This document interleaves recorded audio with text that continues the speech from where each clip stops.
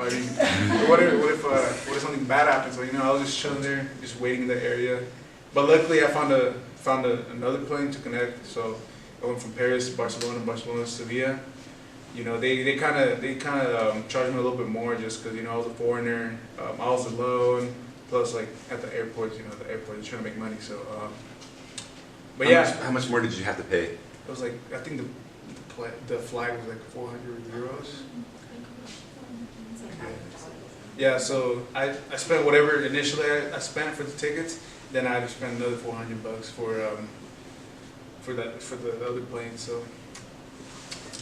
Yeah, and I don't think this is to scare you either. It's just to give you the real world, prep that this may happen. It's not a guarantee it's going to happen, but it's something that you should be aware of and that you can be prepared for.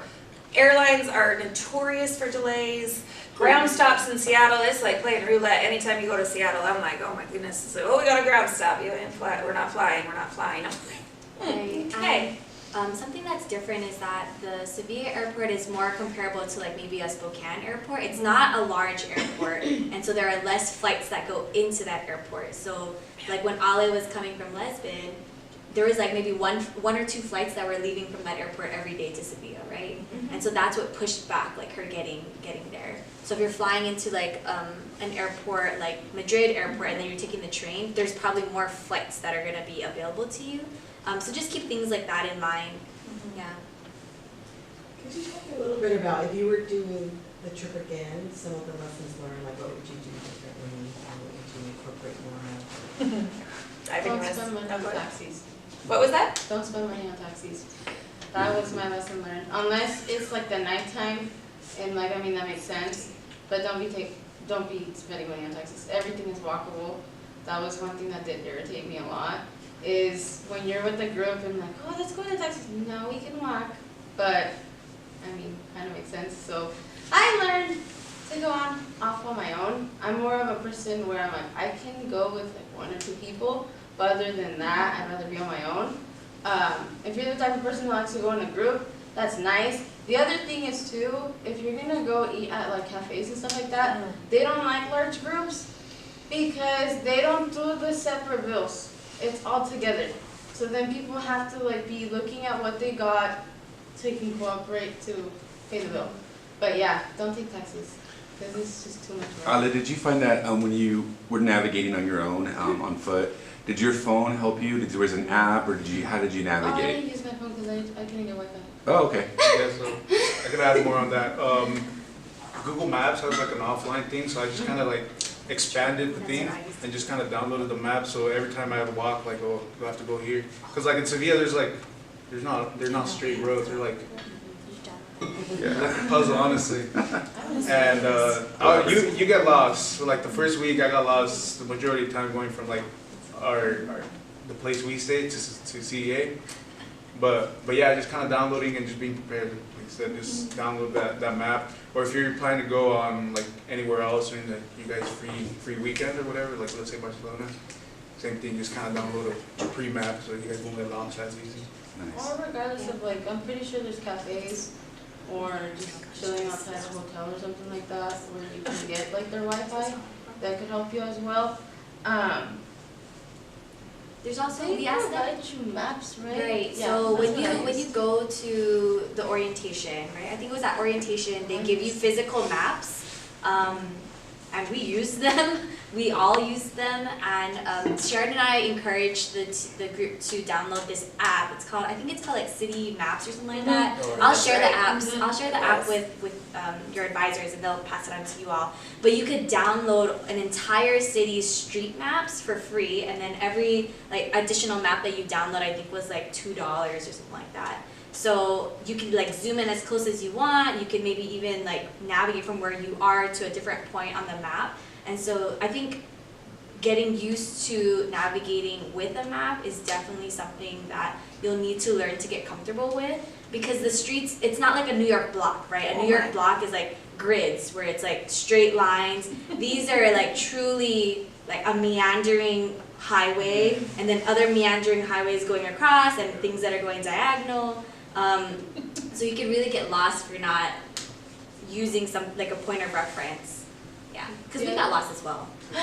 The other thing is, if you're looking for a street sign, you're not gonna find it. It's always on the walls. Oh yeah, on the buildings. For the Yeah. buildings, Good there you point, go. yeah. Right. That's where you'll see the street signs. Mhm. Just to think, because, I mean, we were trying to look for street signs and we couldn't find them. Right. Andrea? What did you guys use? Do you use like a fanny pack or a purse to like keep your money in? I used a funny pack. Yeah. And, yeah, well, in Europe, it's very, I mean, culturally appropriate. Men wear the slings, Yeah, yeah. satchels. A sling, like a Exactly. over-the-shoulder bag, like a crossbody, because they can't rip it off your shoulder. If it's crossbody, it's gonna come off your neck or whatever. You're gonna feel somebody taking it. They make purses, but yeah, I bought one that was like all security and you couldn't read through it. It can't capture any of your identity stuff.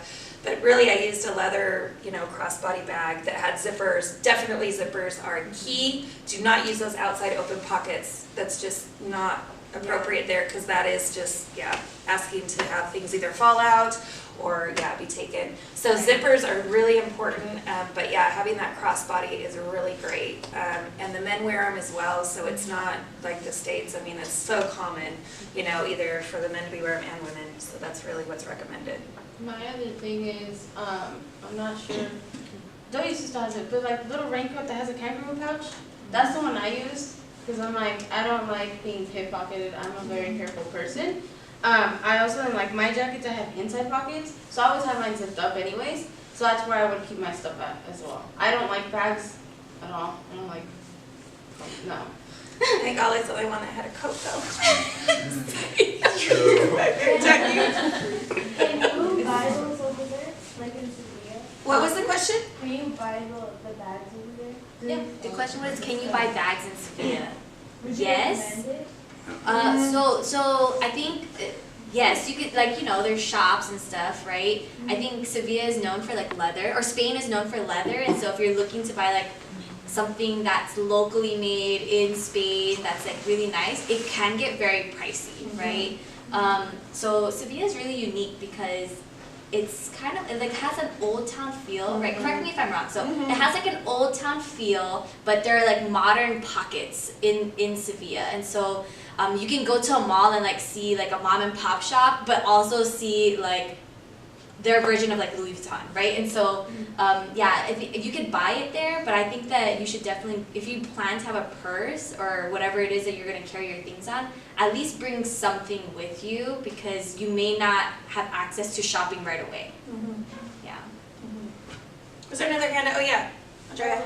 In terms of shopping, did you guys like shop as much as you expected to, or like buy things to take back home? Oh.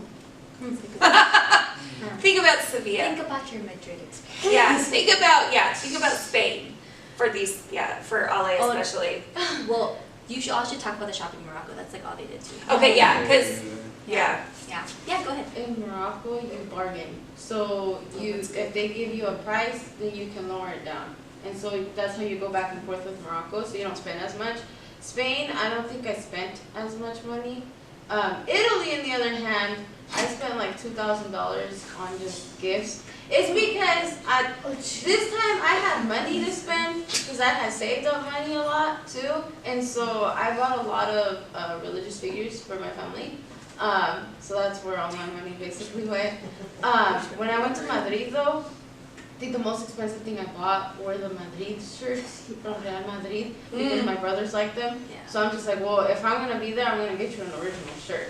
Do they wear it? No, they just have it framed. cool. Yeah, But- we went to the sports store. Yeah. And we actually missed players. There were players there like 30 minutes before we got there. Oh, bummer. Wow. Ivan. Me, I didn't spend as much as I wanted to, just cause like money wise, and then I kind of like I wasn't really interested into the shopping aspect. I was more into like the sightseeing, just kind of like walking around, just trying to get into the city more in depth. But during the last week, I did kind of just start going out to shop more. But then, that's one of the things where it's just kind of not wish, but if I were to go again, I would change that. Just spend a little bit more. But I did when I went to Barcelona on my own excursion. I did spend a little bit more there, because Barcelona, So No, same thing. You know, I went to the stadiums. I bought jerseys for my brothers, and just everything Barcelona has to offer. You know, that's like for me to everything. Yeah, I think we went to a lot of different markets. So like the instructors took us to markets where again you would bargain. And in Morocco, the only shopping areas that we went to were markets. So bargaining culture was absolutely something we got to experience. I think a lot of folks, like half of the group came back with Moroccan rugs, and we all were like, "Dang, you got that for only 200 dirhams. I just paid 500 for this, right?" And so we were all like asking each other how our bargaining went. I was terrible at it. Yeah. Oh, you want? Hold on, yeah, go ahead, and then we'll get you, Maria. Okay. So because we have the weekends free, what places do you recommend to visit? Oh, that's a great that question. you liked it? Great question.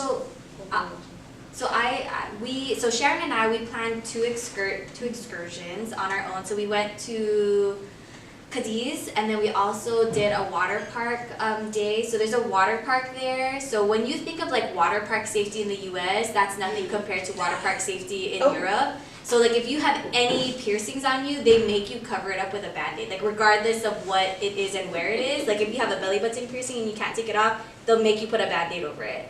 Right? And if it's visible. So like I have an earring that never comes off of my ear, they made me put a Band-Aid over it. So yeah, we did that one day on the hottest day of the time. Oh yeah. Yeah, there was like what is it called? A heat wave. There was a heat wave going on, and we went to the water park, and then we took a day excursion to Cadiz, and then you all did some other things. Yeah. Yeah. You wanna go? Yeah, I can go before I leave. So when I was in Cadiz, I actually got a nasty sunburn, and I'm allergic to the sun. So I had a nasty allergic reaction when I got home. Well, that was my experience with that. That's why I don't go to the beach for